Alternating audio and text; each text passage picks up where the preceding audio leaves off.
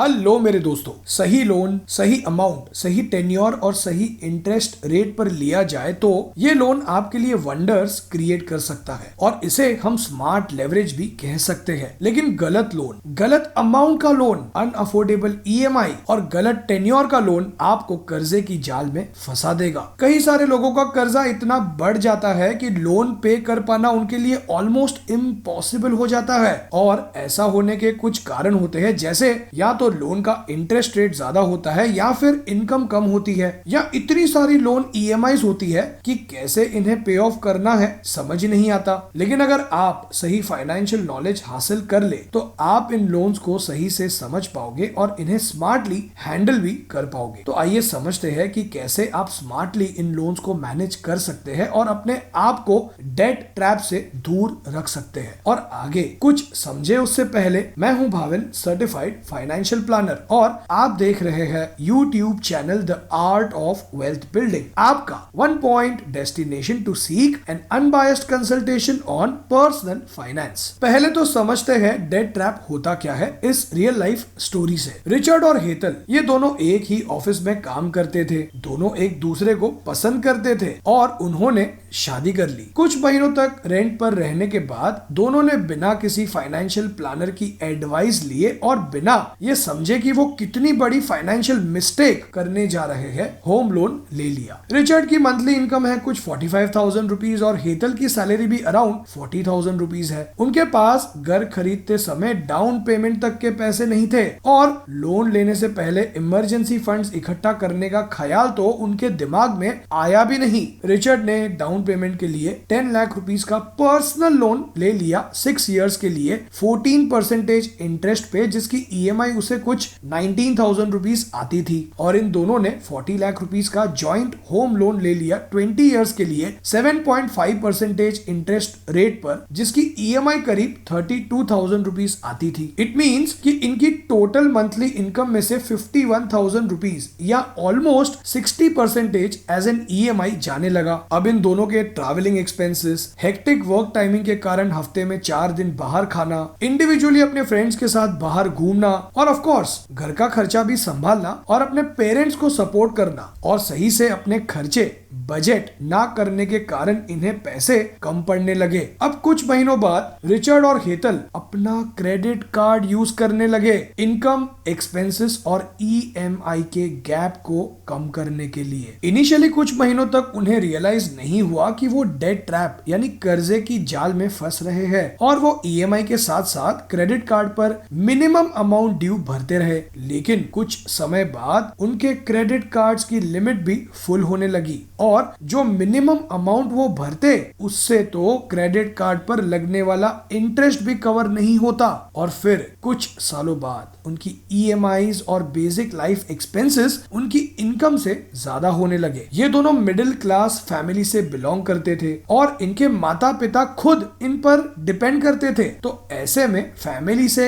Help मिल पाना भी थोड़ा डिफिकल्ट हो रहा था। ऐसे में रिचर्ड ने नया बुलेट मोटरसाइकिल भी लोन लेकर खरीद लिया। आखिर कब तक वो अपने डिजायर्स होम लोन के चक्कर में सैक्रिफाइस करते, कब तक वेकेशन पर नहीं जाते, राइट? काश ये सब उन्होंने लोन लेने के पहले सोचा होता और एक फाइनेंशियल प्लानर की हेल्प ली होती। फ्रेंड्स, हेतल और रिचर्ड ने डिवोर्स फाइल किया है। एज पैसों की कमी की वजह से इनके बीच रोज झगड़े होते हैं। इन दोनों ने पिछले 5 महीनों से क्रेडिट कार्ड और होम लोन दोनों की ईएमआई नहीं भरी है और इन्हें कोई अंदाजा ही नहीं है कि ऐसा करने से इनके सिबिल स्कोर पर क्या इंपैक्ट पड़ रहा है। क्या आप जानते हैं किसी ऐसे कपल को जो डेट ट्रैप में फंसे हुए हैं? तो कमेंट करके बताइए हमें। अब अगर कोई ऐसी सिचुएशन में है तब क्या करना चाहिए? सबसे पहले तो आर्ग्यूमेंट्स ना करके प्रॉब्लम को समझना चाहिए। दोस्तों, हर लोन बुरा लोन नहीं होता या हर बार क्रेडिट कार्ड यूज करना गलत नहीं होता, लेकिन कुछ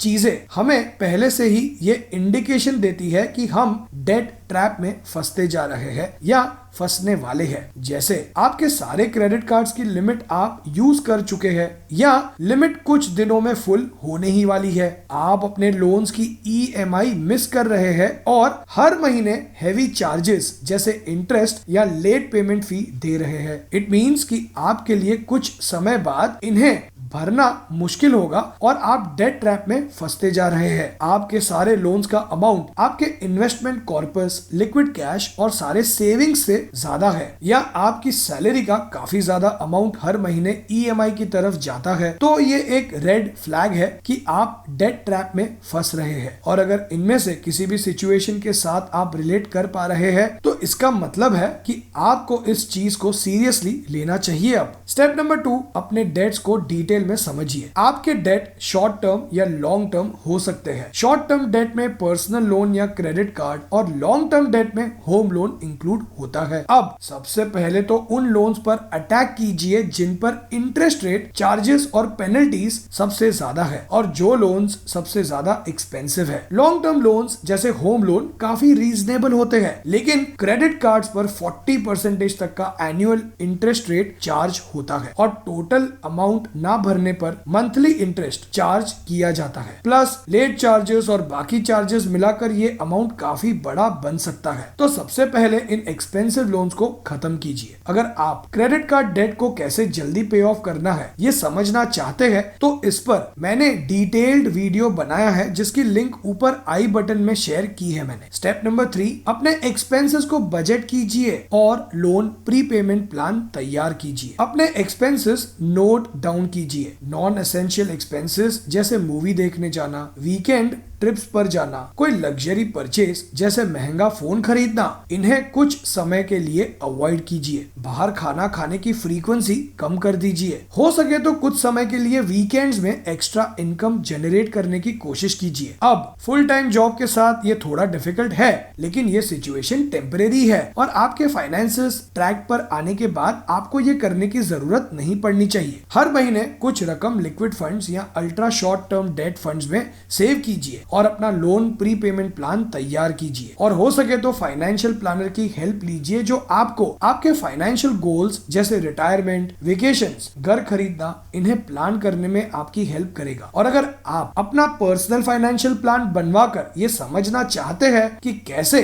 आप अपने पर्सनल फाइनेंशियल गोल्स अचीव कर सकते हैं और कितने पैसे चाहिए होंगे आपको इन गोल्स को अचीव करने के लिए, तो व्हाट्सएप कीजिए इस नंबर पे। स्टेप नंबर 4, अपनी ईएमआई कंट्रीब्यूशन बढ़ा दीजिए। डेट्स को जल्दी खत्म करना है तो आपका ईएमआई अमाउंट बढ़ा दीजिए। दोस्तों, आप अपने होम लोन को कैसे स्मार्टली और जल्दी प्रीपे कर सकते हैं इस पर मैंने एक डिटेल्ड वीडियो बनाया है जिसकी लिंक ऊपर आई बटन में शेयर की है मैंने। अब समझते हैं कि डेट ट्रैप को हम फ्यूचर में अवॉइड कैसे कर सकते हैं। अगली बार लोन लेने से पहले इन चीजों का ध्यान रखिए सो दैट आप अपने लोन्स को इजीली मैनेज कर सको। नंबर 1, गुड डेट और बैड डेट के बीच का डिफरेंस समझिए। कैसे समझे इस डिफरेंस को? तो कुछ एक्टिविटीज और एसेट्स को फाइनेंस करने के लिए लोन लेना ही होगा। एटलीस्ट हम जैसे रिटेल इन्वेस्टर्स के पास करोड़ों रुपए हैंडी नहीं होते कि हम कल जाकर एक घर खरीद सके या इंटरनेशनल हायर एजुकेशन की फी पे कर सके। घर खरीदना, हायर एजुकेशन, कोई नई स्किल सीखना या शायद बिजनेस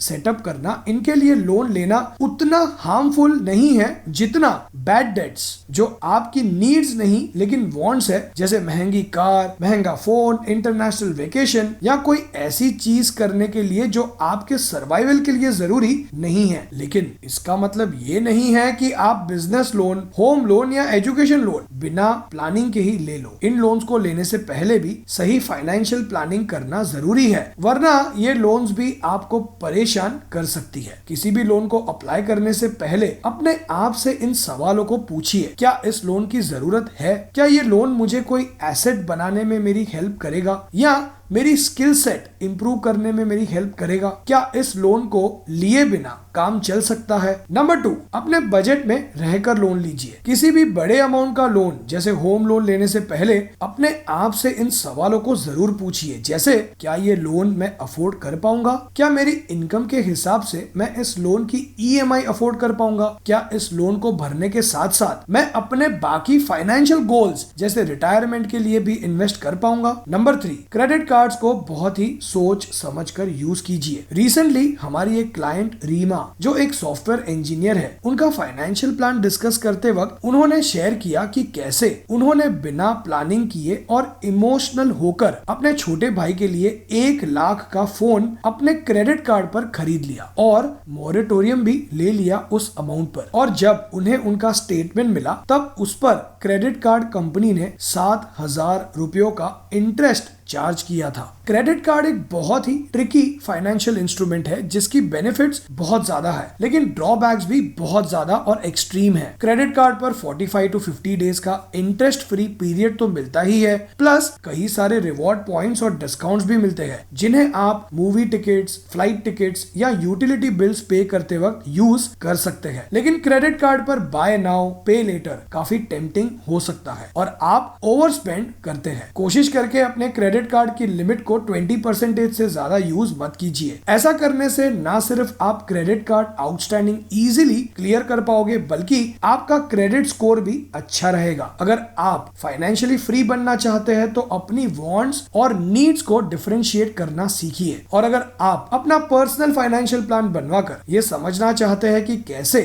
आप अपने पर्सनल फाइनेंशियल गोल्स जैसे रिटायरमेंट, वेकेशन, घर खरीदना, कार खरीदना, इन्हें अचीव कर सकते हैं और कितने पैसे चाहिए होंगे आपको इन गोल्स को अचीव करने के लिए, तो व्हाट्सएप कीजिए इस नंबर पे अपना पर्सनल फाइनेंशियल प्लान बनवाने के लिए। कुछ सीखने मिला हो इस वीडियो से तो लाइक और शेयर करके मुझे मोटिवेट जरूर कीजिए। ज्वाइन कीजिए यूट्यूब चैनल मेंबरशिप, जहां हम शेयर करते हैं एक वेल रिसर्च स्टॉक हर महीने लॉन्ग टर्म इन्वेस्टमेंट के लिए। और अपना पर्सनल फाइनेंस से रिलेटेड नॉलेज बढ़ाना चाहते हैं और हमारे हर संडे और वेडनेसडे वाले वीडियोस अपलोड होते ही नोटिफिकेशन पाना चाहते हैं अपने स्मार्टफोन पे, तो सब्सक्राइब कीजिए और बेल आइकन पर क्लिक जरूर कीजिए। एंड फाइनली इस वीडियो को पूरा देखने के लिए आपका धन्यवाद।